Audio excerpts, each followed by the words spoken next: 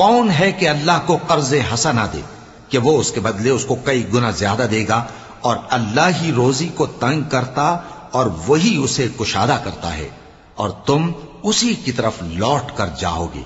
भला तुमने बनी इसराइल की एक जमात को नहीं देखा जिसने मूसा के बाद अपने पैगंबर से कहा कि आप हमारे लिए एक बादशाह मुकर्रर कर दें ताकि हम अल्लाह की राह में जिहाद करें।